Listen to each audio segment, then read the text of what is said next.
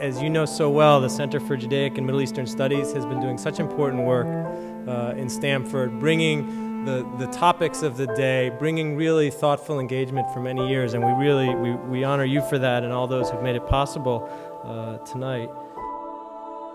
Now, the whole concept of rogue regimes actually isn't new. It predates the United States not only by centuries, but by millennia. The Athenian statesman, I believe in the 4th or 5th century BC, Demosthenes, lamented what a difficult situation it was when democracies had to conduct relations with dictatorships and those that didn't have to answer to public opinion. There are certainly different, if you will, dynamics at play.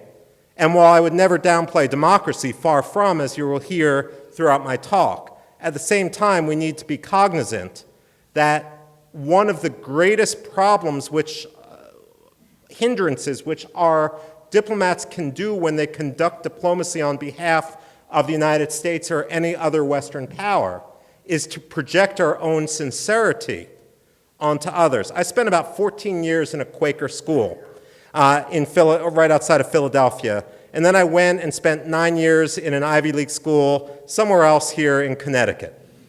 And so you could say that I certainly grew up in the bubble, and at every point from kindergarten, both times because of the whole trouble with telling left from right, but as a PhD I can't pull on the push door and push on the, it all comes full circle. At any rate, over those 23 years in Quaker school and then in the Ivy League, it was constantly drilled into me what wonderful thing multiculturalism was. Appreciating each other's differences, being able to walk into a sushi restaurant and order a mojito. But fundamentally, appreciating each other's differences and getting to the heart of multiculturalism isn't simply about appreciating each other's differences. It's also about recognizing that different peoples think in very, very different ways. And so we just need to go into talks with those that might not come from the same background with eyes wide open. The title of my talk, Dancing with the Devil, Why Diplomacy Will Never Resolve Middle Eastern Threats, may be a little provocative. And in my conclusion, I'll say maybe never is too strong of a word. But at the same time, ultimately what I'm trying to do and what I tried to do in this book, Dancing with the Devil, is combat this notion that just because military strategies have a cost, and just because economic strategies like sanctions have a cost, doesn't mean that diplomacy and talking to our enemies is necessarily a cost-free strategy. Now, it may have less of a cost than other strategies. As a historian, someone who gets paid to predict the past, and admittedly, I only get that right about half the time, every case, I would argue, is different. But all I'm doing is beseeching for an approach where we look at this idea of talk and dialogue with eyes wide open. Now, if we look at the concept of diplomacy as we understand it today, in the Western world, there's been an evolution over time. And Machiavelli is perhaps one of the bases of the canon of Western strategic thought, one of them. And he spent a little bit of his time as a diplomat, actually, although he treated the whole profession with disdain. He looked at diplomacy as a means to distract your enemy while you prepared to take on another enemy until such a time as you could strike back at the first one. And he cited the Romans in this regard as never engaging in two very big wars at once, always picking their target and then conducting diplomacy with the other one until such a time as the time was ripe in order to strike that fatal military blow. The evolution of Western notions of diplomacy has come a long way since Machiavelli, however. And I could trace it through Hugo Grotius, through the Congress of Vienna, but all these things we think about when it comes to diplomacy, diplomatic immunity. When someone sends an emissary to you, do you behead them? Do you kill them? Do you listen to what they have to say first before you do that, and so forth? This was all part of a gradual process that lasted centuries. But why should we assume when we're talking, for example, about Iran, that they have in their mindset internalized the same evolution. Instead of Machiavelli, when I was doing the whole reason I did my PhD in Iranian history was because I come from a whole family of veterinarians in Northeast Philadelphia, and I'm allergic to dogs and cats. So I was the black sheep of the family, and I ended up going off to the University of Tehran. They called me Pesare Shaitani Bozorg, son of the great Satan. At any rate, when I was studying Iranian strategic thought there, I would read people like Nizam al-Mulk, the 11th century Persian vizier, Seljuk vizier, who wrote something called the Siyasat Nameh, the book of governance, the book of government, in which was meant as a handbook for kings. It's very similar to what Machiavelli did, but with a decidedly different focus.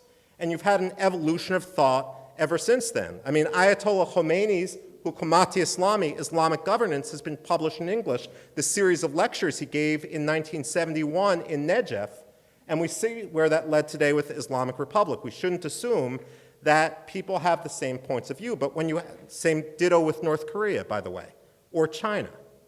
And part of understanding multiculturalism is understanding that we don't all, on the international stage, share the same intellectual or cultural evolution over time.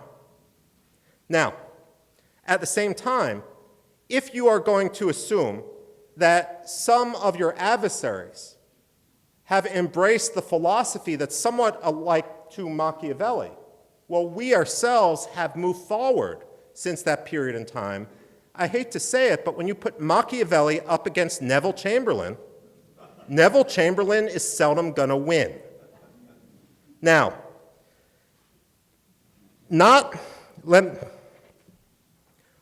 before I go further and give some case studies, let me talk about this whole idea of what a rogue regime is.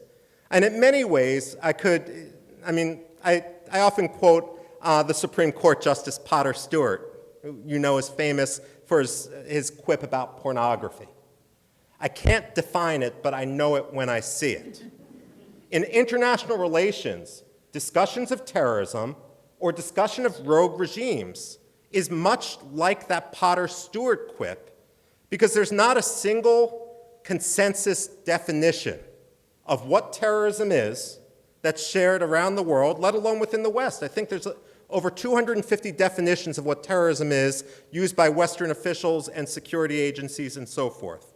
Likewise, when it comes to rogue regimes, there's not an international standard definition, but at the same time, I wouldn't say that's reason to say the whole concept doesn't exist. And you had an evolution of the term in political science jargon, and back in the late 1960s, early 1970s, people talked about pariah states. Pariah states were those which were isolated and might turn to nuclear weapons. And there wasn't necessarily a moral judgment here. Israel was considered a pariah state, being surrounded by enemies. Taiwan was as well, South Africa. But starting in the late 1970s, you had an evolution of the concept to really factor in the idea of human rights and countries which were beyond the bounds in their human rights behaviors. I think it was in 1978 or 1979, the Washington Post actually had an editorial beseeching the Carter administration to do more about those rogue regimes, namely Uganda under Idi Amin and Cambodia under Pol Pot, simply because of the tremendous human tragedies which they were conducting. But it was really during the Clinton administration that the idea of the rogue regime as we know it today was consolidated. And Tony Lake, Bill Clinton's national security advisor in 1994, actually wrote in Foreign Policy an article called Backlash States, in which he tried to define what a rogue was. Because Bill Clinton had used the term, Madeleine Albright in 1997 had said, dealing with rogue states is one of the great challenges of our time, because they are there with the sole purpose of destroying the international system. And certainly when we look at the Islamic State today, that certainly seems to be part and parcel. At any rate, what Clinton's national security advisor, Tony Lake, decided was a rogue regime was one that was usually governed by an undemocratic cabal, that it was a state that didn't abide by the norms of diplomacy, hostage-taking, for example, that it was a state which engaged in nuclear proliferation or terrorism, when he published this and omitted this, what all three Clinton administration defense secretaries added in was it's a state that's immune from traditional notions of deterrence, nuclear deterrence.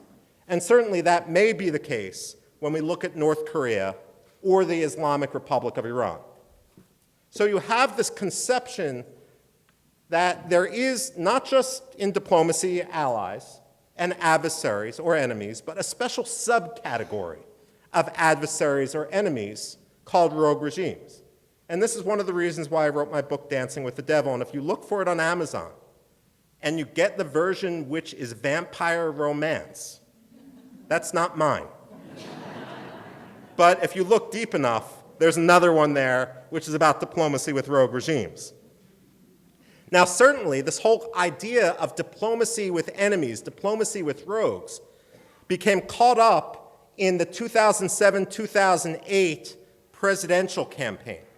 And President Obama, at the time he was still senator in 2007, spoke about how the idea that refusing to talk to your enemies is somehow punishment is simply false. And when Hillary Clinton became Secretary of State, she got up and she lectured. You don't make peace with your friends. You have to be willing to engage your enemies. And she cited Ronald Reagan, who sat down with Mikhail Gorbachev to negotiate the end of the Cold War. What she neglected to mention, however, was that when Ronald Reagan did this, it came after a 5-year, very unpopular military buildup in order to build and create leverage. Unfortunately, too often in the State Department, leverage has become a dirty word.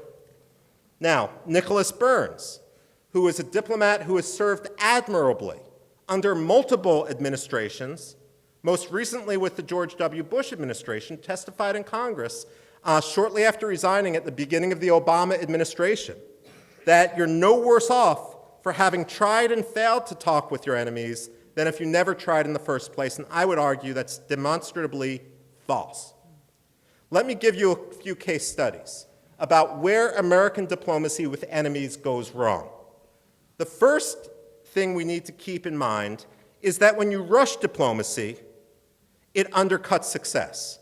5 years ago, I think it was, on the same stage at a program that was also sponsored by Dr. Ashkenazi, Daniel Kurtzer, Ambassador Kurtz, and I debated on issues relating to diplomacy. And one of the nuggets of wisdom that Ambassador Kurtzer put out there, which I thought brilliantly crystallized the debate in Washington, is that there's two main schools of diplomacy. In one, you wait for the stars to align, and then you take advantage of an unprecedented situation. So if we look back at the 1991 Madrid conference, where the Palestinians sat down with the Israelis, sat down with the Syrians, and so forth, that would have been unimaginable before the collapse of the Soviet Union, or before Operation Desert Storm showed American power. And likewise, the Clinton administration's diplomacy with North Korea largely got jump-started because North Korea saw what happened in Iraq in 1991. However, if the stars don't align, if the timing isn't perfect, what Ambassador Kurtzer said is it's the job of diplomats to engage in a process to try to nudge that door open a little bit more in the hope that you can somehow massage the situation to get the stars to align. It was one of the points over which we disagreed, but I do think his conception of how the debate goes is accurate. Now, let me give you a couple examples of rushing diplomacy. 1979, the Islamic Revolution in Iran. I drive past the Iranian embassy in Washington, D.C. every day on the way to work on Massachusetts Avenue as it sits idle, as it sat, not from the time of the Islamic Revolution, which was February 1st, 1979, because we didn't break diplomatic relations with Iran until April of 1980. Why? To keep the embassies open to have a chance for diplomatic success. Heck, we're coming up next week to the 25th anniversary, 35th anniversary. You know, I was a biology major also. I got a D in organic chemistry. we're coming up to an anniversary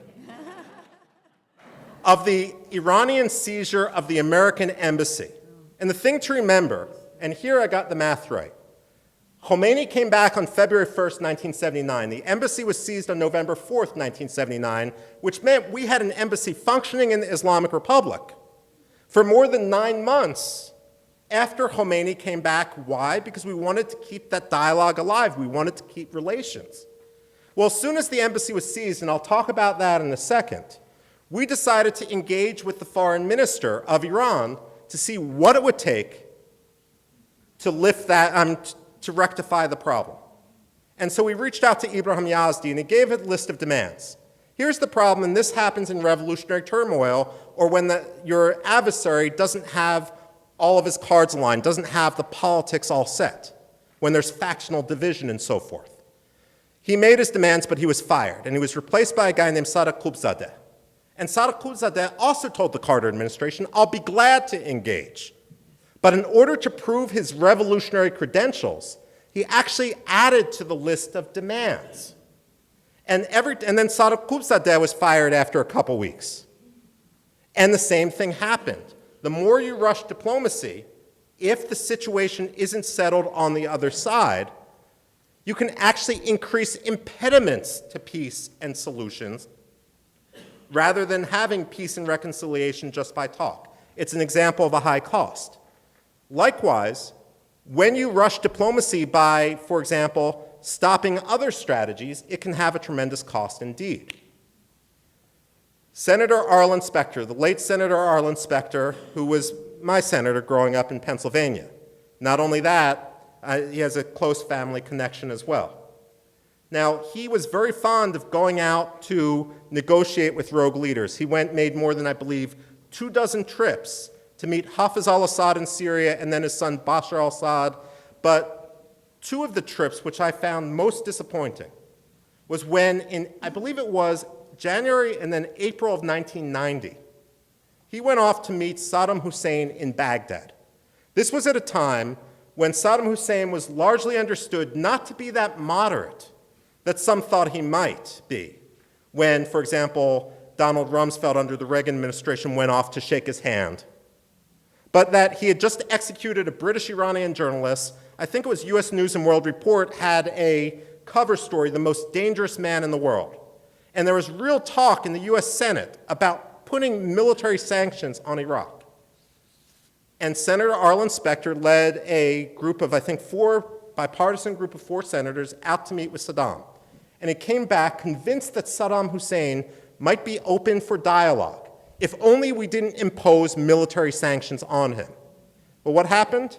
That certainly we didn't impose military sanctions, and 4 months later, Saddam Hussein invaded Kuwait. I'm not saying the invasion of Kuwait wouldn't have occurred, but certainly we've got to be very, very mindful of rushing diplomacy at the expense of also implementing other parts of a cohesive, coherent strategy. And oftentimes, academics talk about hard power versus soft power. That's really a repackaged formula from what military strategists talk about as the dime paradigm, where every strategy should have a diplomatic, informational, military, and economic component. I would argue that the whole is greater than the sum of the parts, but too often, especially over the last 2+ decades, multiple administrations, we've been sequencing our strategies to try diplomacy first. If that doesn't work, slap some sanctions. If that doesn't work, how many presidents have you heard saying, well, military action's on the table as a last resort? And let's also not be naive about military action. Military strategies, I should say, aren't simply the cartoonish idea of bombing. Deterrence is a military strategy. Containment is a military strategy. And if we treat containment just as a rhetorical strategy, it leads our adversaries to see us simply as paper tigers if they see us talking about something, but actually not putting it into place. Another example, why did the Iranian hostage situation last so long? Okay, another example of rushing diplomacy. Why was it that on November 4th the hostages were seized and not 9 months earlier or not 3 months after that? The reason was Carter's national security advisor, Zbigniew Brzezinski, went off to Algiers, and in Algiers, he happened to meet at this multilateral meeting Mehdi Bazargan, who was the prime minister of Iran. And he decided without authorization to shake his hand. Someone took a photo of this. And it was splashed across the newspapers and the hardline factions inside Iran. Because the Iranian revolution, the revolutionaries were united in what they were against. They were against the Shah. They weren't necessarily united behind Khomeini's vision.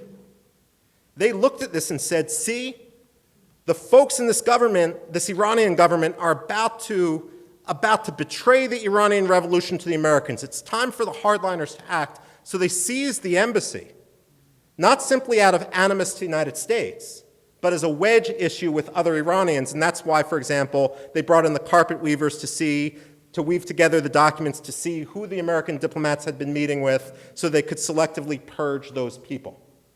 Now, here's where it gets interesting.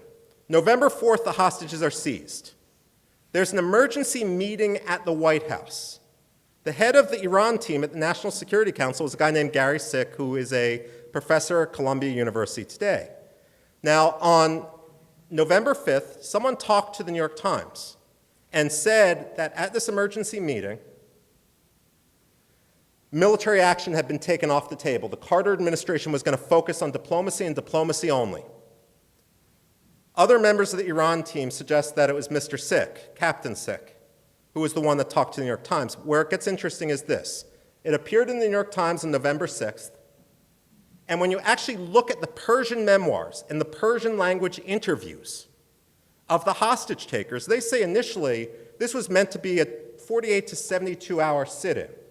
Once we saw in the American press that there was not going to be a military consequence for our action, that's when we raised our demands and things became 444 days. Loose lips really do sink ships. Now, another problem I would argue when it comes to the American approach to diplomacy, especially when it comes to the Middle East, is we tend to look collectively, especially our diplomats, at the notion of terrorism as through the lens of grievance, which is comforting if you're Secretary of State John Kerry, or to be fair, any of the Secretary of States before him, whether they're Democrats or Republicans, because if terrorism is motivated by grievance, then you can address the grievance and the terrorism will go away. And for example, one of the most famous academic works about this was the University of Chicago political scientist Robert Pape, who wrote about the strategic logic of suicide bombing and concluded that it's not religious ideology that motivates these terrorists, it's actually occupation. And if you had the occupations go away, then the root of terrorism would end. Now, he's a political scientist, I'm a historian. Generally, political science people and historians, this panel accepted, don't agree on much. And here's an example. In 1946, the Intelligence Division of the Department of War, which was the predecessor of the Defense Intelligence Agency, charged its analysts with, now that Nazism, fascism, and the Japanese army had been defeated, what would be the greatest over-the-horizon threats to the United States? And they came up with two. One was communism, which was a gimme given the Azerbaijan crisis, which was ongoing at the time. And the second was Islamist terrorism. And for this, mind you, this comes 2 years before the declaration of the State of Israel, 1 year before the partition of Palestine. What were they looking at as evidence? The rise of the Muslim Brotherhood, which had been in existence at that point for almost two decades, and its terror campaign, which it was waging against fellow Egyptians for being too polluted by Western thought and Western liberalism. So I'm not saying that the Arab-Israeli conflict, for example, isn't an irritant. You'd be naive to believe it wasn't an irritant. But it's not the end-all and be-all of the reason for terrorism in the region. It's not just all about Israel either. And for example, here's another case of this. I mean, obviously, anyone who works in the Middle East is consumed with ISIS.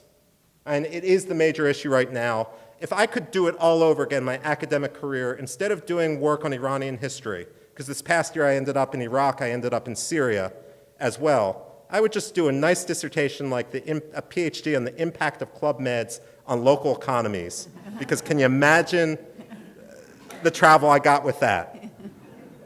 At any rate, when it came, I mean, there's no doubt that people were very, very angry. When I went into Mosul in February, and I was warned by Iraqi army checkpoints to go no further because it was too unsafe. The Iraqis I was with vouched for me. But you take a situation in which you already had high grievance against the Maliki government, and you throw into it thousands of Syrian refugees glowering at everyone from street corners. And you knew that there was a spark. I mean, I didn't predict ISIS, and I'm not sure how many people did. But, I mean, it was a very, very poisonous atmosphere. Let me leave it at that. That said, even if Maliki had been as altruistic as he could have been, even if he had given Sunnis everything their community collectively may have demanded, it wouldn't have changed the Islamic State's misogyny. It wouldn't have changed the Islamic State's attitude towards religious minorities like Yazidis. And let's not forget that when it comes to this battle of ideology, while we tend in the United States to navel gaze and to think about what it means to us, and there's nothing wrong with that when it comes to the victims of the rise of Islamist radicalism, the chief victims are Muslims themselves. Talk green on blue violence in Afghanistan when an Afghan army officer will turn his guns on his American advisors. That makes headlines. What people don't say is the rate of green on green violence is 3 times as high. This is a battle of ideology, and if we only look at it as a battle of grievance, or as an issue of grievance, as an issue coming from irritants, then we're not going to be able to successfully have diplomacy. You can't talk away that sort of hatred. Culture also matters. What we oftentimes forget is that our opponents, our adversaries, are very, very sophisticated. You know, and they know how to tweak us. They know Americans don't like being accused of being racist, as the North Koreans often accuse us of. They know we don't like being accused of doing something wrong, hence the constant demand for apologies. But when Madeleine Albright, for example, in the year 2000, apologized for the 1953 coup in Iran, what happened after that? The Iranians said, see, we told you were guilty, and now you have to talk about what you're going to do to make up for it. At the same time, it was silly because who were our co-conspirators in the 1953 coup? The clergy, the people who are leading Iran today. And if you read any of the Shah's memoirs or literature from the time in the backdrop of the Cold War, it was the red versus the black being those with the clerical black garb. Now, when it comes, however, to the more recent negotiations, a couple years ago, I think it was the New York Review of Books, several former diplomats and officials and academics, William Lors, Thomas Pickering, and so forth, who had been negotiating in Track 2 dialogue, people-to-people dialogue, with the Iranians said, you know, the Iranians are complaining because we keep talking about carrots and sticks. And that's racist, because where does the phrase carrots and sticks come from? It comes from donkeys. You either give them a carrot or you hit them with a stick. And we're calling Iranians donkeys. That's racist, and we need to give them something to show that our heart's in the right place. What I actually did was Google the phrase carrots and sticks in Persian and found that almost every single Iranian leader had used the phrase in their own internal discussions, in their own press. And yet, here it was with us self-flagellating. We have to understand that we can't be so sensitive to these expressions of grievance where people are just trying to position us and put us on the defensive. You don't want to incentivize defiance.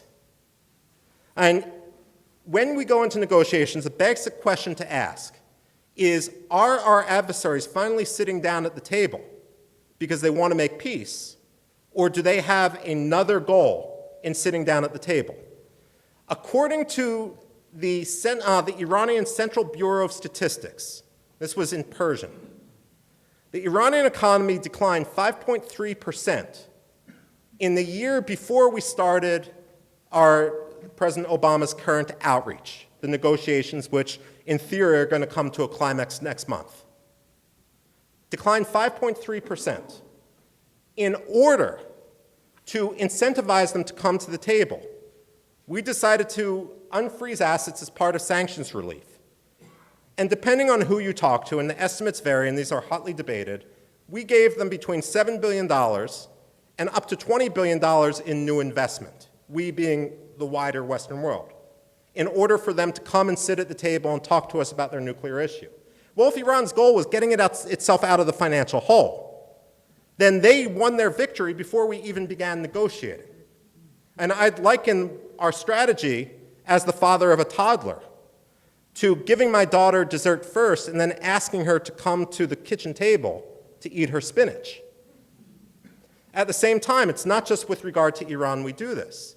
The Taliban, opening an office in Qatar, in Doha, in order to presage negotiations.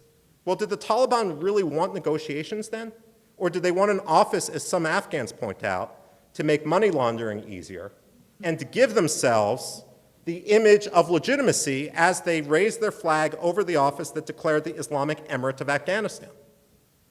And if that was their only goal, and certainly we haven't seen much progress in negotiations since then, again, that's an example of diplomacy having a very, very real cost. Desperation also leads to failure. You know, I spent time in Afghanistan. The first time I was there was in 1997. I was there when the Taliban attacked the city of Mazar-e-Sharif. Then I went back in the year 2000 with the Taliban and spent several weeks there. And this got me interested. And I should say that in 1997, I had also spent time as an intern at the U.S. Embassy in Dushanbe, Tajikistan. If any of you have ever seen the movie Spies Like Us with Dan Aykroyd and Chevy Chase, that's why I went to Tajikistan. I, too, wanted to follow the road to Dushanbe, but while I was there, I was able to read things which are now declassified with regard to dialogue with the Taliban, and this struck my fancy. What were we doing officially talking to the Taliban? Well, all of this has been declassified. Between 1995 and the year 2000, on more than 30 different occasions, we sat down with the Taliban to talk at very senior levels, including cabinet minister levels. Our cabinet secretary, Bill Richardson, for example, who is a cabinet level official as U.S. ambassador to the United Nations, flew to Kabul in 1997, met with the Taliban, Mutawakkil, their foreign minister, and promptly declared the Afghan civil war over. Now, what's actually interesting when you look into the diplomacy, they had the U.S. ambassador to Pakistan, for example, in 1997 say, there's little evidence to suggest that Mullah Omar is an Islamic radical with an anti-Western agenda. One of the problems we have, and this goes into the whole nature of intelligence politicization, which today is mostly thought of in terms of the Iraq War, but when you actually look at it, going back to the Yellow Rain controversy, towards the end, towards the beginning of the Carter administration and so forth, through the Reagan years, what we see is more often than not, intelligence is politicized to augment the possibility of diplomacy rather than to acquiesce to the notion that perhaps your adversaries are not being sincere. And do you guys, anyone here remember the Yellow Rain controversy? That's when the Soviets were, in theory, there's a lot of suspicion that they were using biological weapons in Laos, in Southeast Asia, and also in Afghanistan. We actually had film taken by Scandinavian cameramen of planes flying over, dropping barrels with this yellow cloud coming out. Well, when Carter was defeated, and the intelligence community concluded that this was biological weapons, it was actually some sort of mold spore that had been mass-produced. We had taken tissue samples from among refugees in Laos and so forth. When Reagan got elected, there was a fear that if it was concluded that the Soviets had violated the Biological Weapons Convention, that Reagan would never acquiesce to negotiate continue the SALT II talks. So the intelligence community reassessed their intelligence and concluded it was actually just, well, there's going to be a bleep on this, beef feces mixed with pollen. And it was just coincidence, it was always over battlefields. Now, this was in the process of getting reassessed when George H.W. Bush came into office. But that assessment ended up not getting concluded because the Soviets acknowledged they had violated the Biological Weapons Convention at that point. So you have this politicization of intelligence to convince ourselves that diplomacy is still possible. It's almost like a gambler going into the blackjack table and figuring if I can just have one more pull of the lever, I'll get myself out of bankruptcy. I'll make this all possible. And we see this pattern again and again with North Korea, with Iran, with the Taliban. When it comes to negotiating with the Taliban now, Albert Einstein quipped that the definition of insanity was doing the same action repeatedly, but expecting different results each time. That's not to say we shouldn't have negotiations with the Taliban, but the two questions I would like to see answered is, why do we believe they are more sincere now than they were back in 1995 to the year 2000? And the second question is, we're not only negotiating with the Taliban, we're negotiating with some of the same exact individuals. Why is it at that point that we were misled then? One of the problems we have in our diplomacy has to do with metrics. And I had some poor intern go back and go over every single State Department press conference, talking about diplomacy with North Korea, diplomacy with the Palestinians, diplomacy with the Taliban, diplomacy with Saddam Hussein, and so forth. And whenever we saw declarations of progress being made, to actually compare it with declassified intelligence. And what we found out is that there are no metrics. The metrics are constantly shifting in order to make diplomacy possible. What this means in practice is we end up not seeing the forest through the trees. The goal becomes not prevention of Iran's nuclear program, for example, but continuation of the talks. We're afraid to leave the table. I'd also argue, and this is before I conclude, that liberty also matters. You know, it may sound counterintuitive, but when I look at our diplomatic episodes with North Korea, when I look at our diplomatic episodes with Iran, with Saddam Hussein until 2003, with the PLO until 1993, when by the definition of Tony Lake, I stopped considering the PLO rogue simply because they became a much more formal government, I wouldn't extend the same courtesy to Hamas. And I'm a bit hard-pressed to extend that courtesy to the PLO anyway. But the point of this is, if you want one metric which actually seems to work, it's when these countries respect religious freedom. That usually is an indication that they are really changing their stripes. All too often, however, these regimes don't actually change their stripes, as we see with North Korean cheating, as we see with the execution rate in Iran escalating, I mean, more than doubling, under Hassan Rouhani, the current president, as we see all over the globe. But if you want to see a metric where you can determine whether or not it seems like the rogue really has a change of heart, look at persecution against Christians, look at persecution against Jews, look at persecution against Baha'is, Zoroastrians, or any other minority group.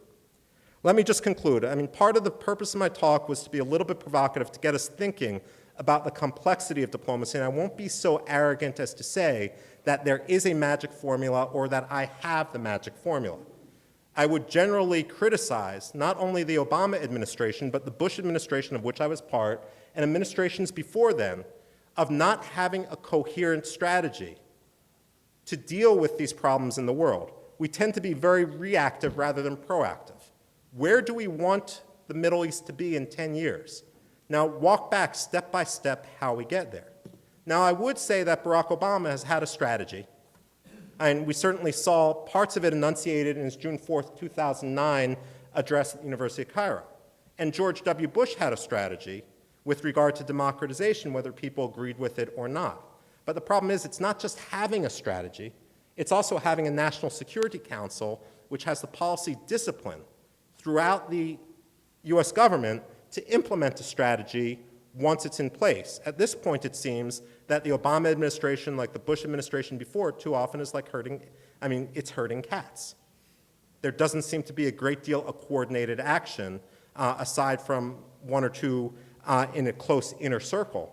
But you can't implement policy when you're just a small inner circle. You have to get the greater buy-in on board. The dime paradigm, which I mentioned before, we need to stop sequencing our strategy. So we have a diplomatic strategy. We're starting to talk about this, for example, the US Treasury Department with how to defeat the Islamic State, the economic aspect. How do you suffocate their economic growth? And after all, they're paying salaries. And it's not just oil.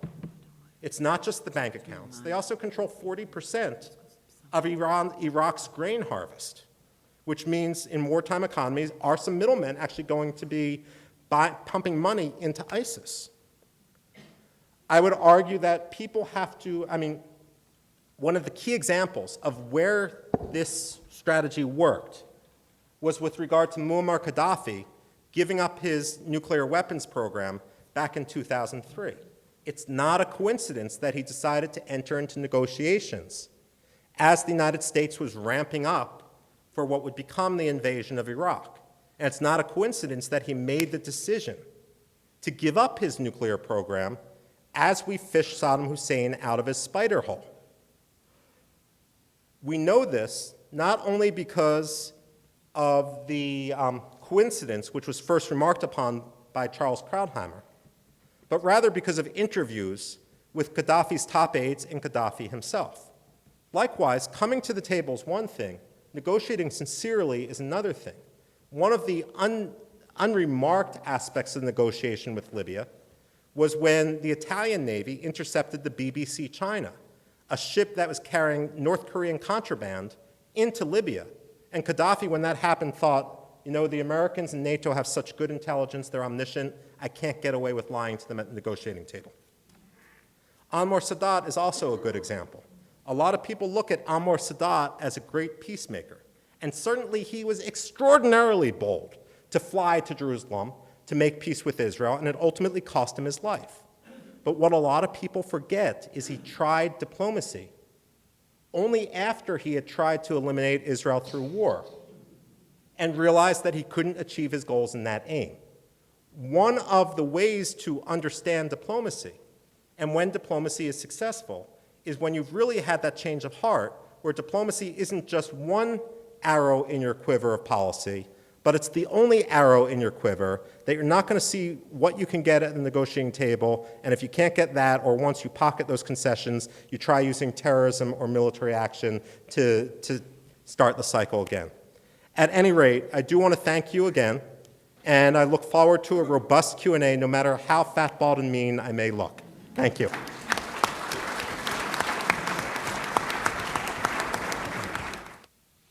Can the U.S. have a successful strategy versus ISIS in the absence of ground forces? I think we were flying something like 120 sorties a day, bombing missions a day at the beginning of Bosnia, about 90 at the beginning of the Afghanistan war. Now we're talking on average 7. I spend a lot of time teaching on aircraft carriers, and we can launch an F-18 Hornet every 35 to 45 seconds. So we're talking about degrading and defeating ISIS with a concerted effort of 4 minutes of aircraft carrier time. It's just not going to happen. Should the U.S. pay ransom to get hostages back? Well, I'll give the answer no, because there's other options out there besides ransom in order to try to win people back.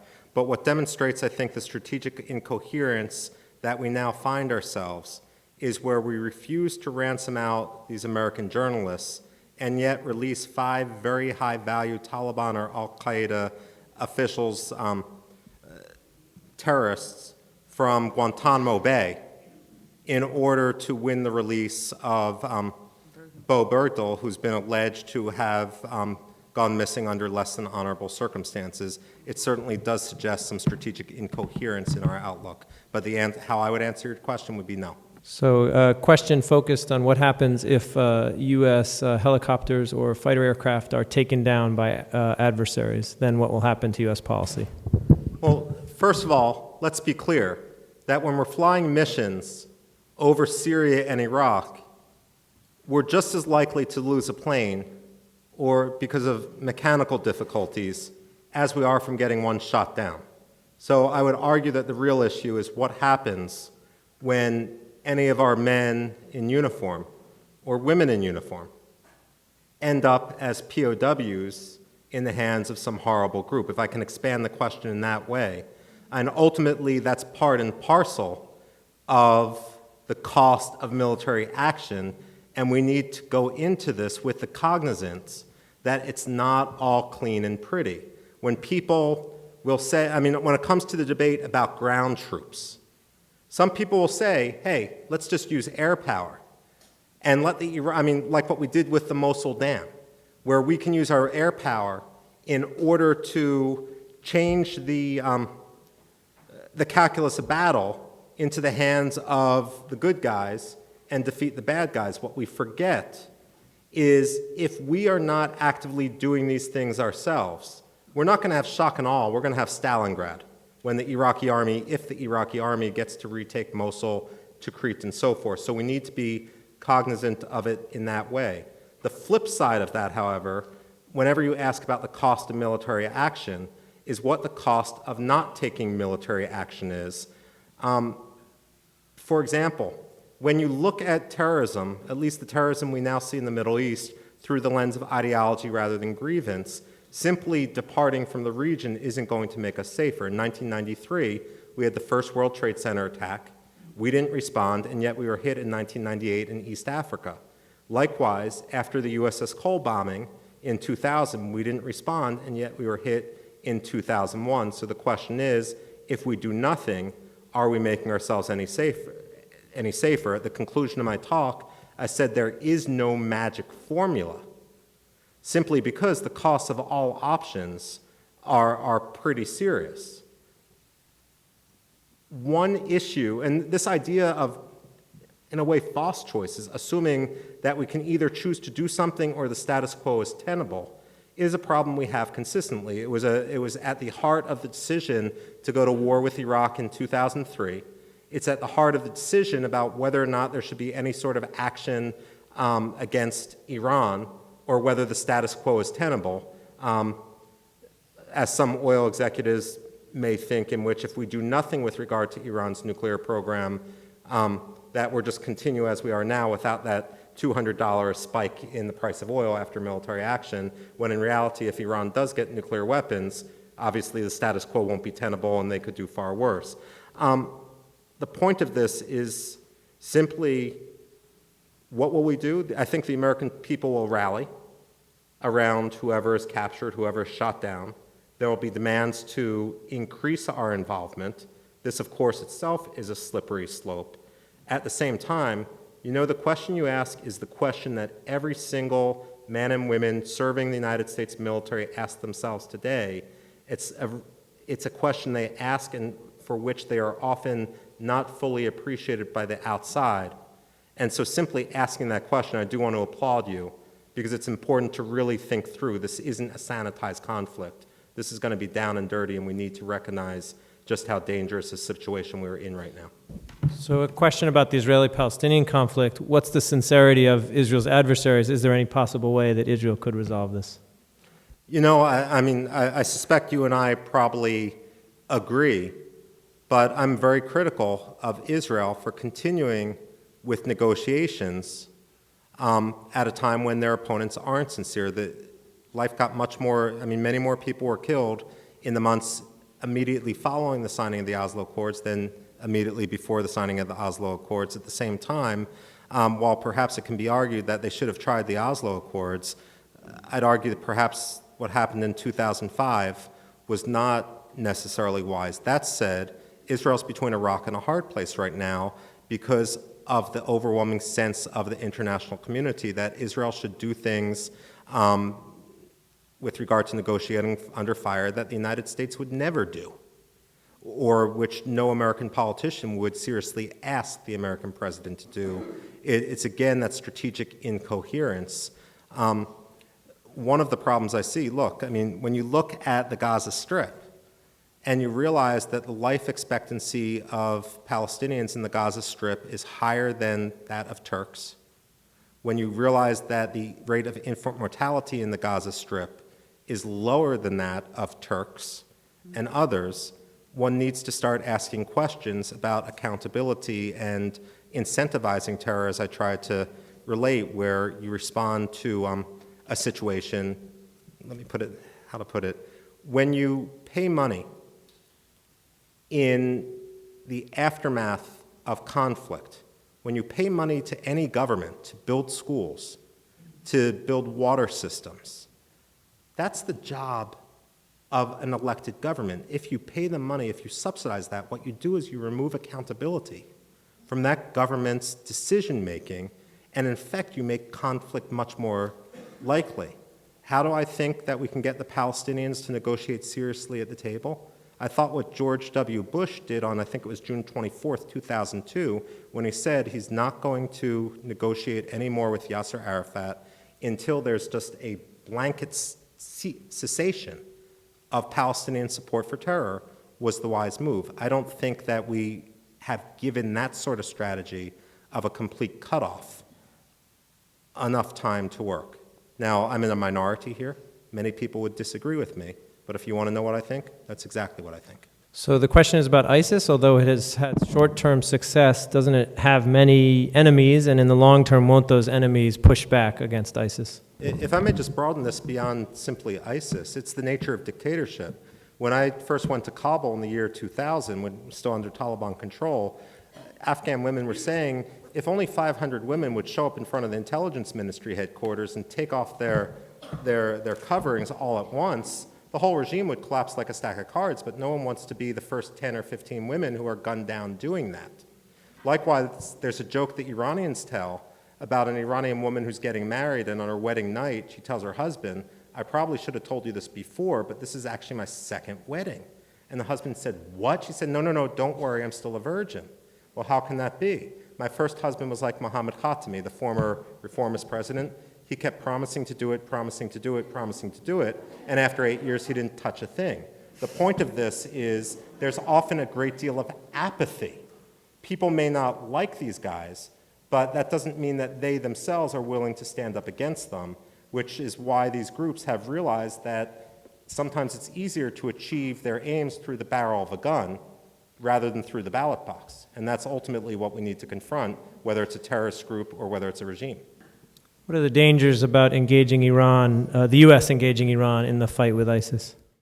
I do think this idea that's out there that the United States has an interest in ISIS, Iran has an interest in ISIS, therefore we're natural allies, is a little bit facile. It's like saying an arsonist has an interest in a fire, a firefighter has an interest in a fire, therefore we're on the same side. I'm afraid that if we work too closely with Iran, two things will happen.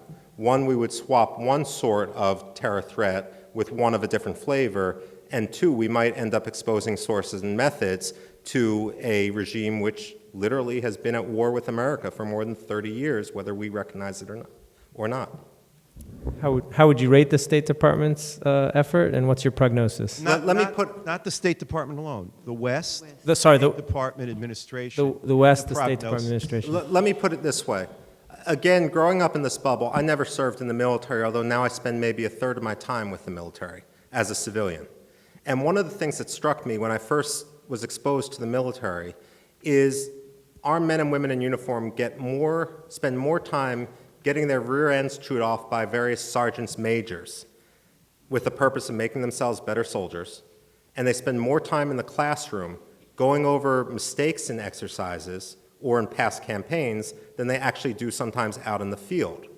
But never in the last 60 years have I come across any US administration, and more broadly the West, conducting a lessons learned exercise about why diplomacy with these sorts of regimes has failed. Was there a point in the past where if a different decision had been made, it could have been an inflection point that would have led to a different outcome? And this isn't something to do a year after. This is something to do when the intelligence becomes declassified and so forth.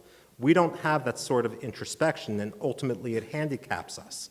At the same time, one of the things which we don't do, and the Iranians, for example, or the North Koreans are much more strong than we are at this, is before the Iraq War, I participated in the negotiations with Turkey, ultimately failed negotiations. The first time we sat down as a team, and I was just one of those guys in the back with a folder to pull out the papers when the boss man wanted them. But the first time we all met in the room together was when we were beginning the negotiations. We don't do murder boards. And by that I mean have role-playing to get the team together to go through different scenarios to practice these negotiations ahead of time.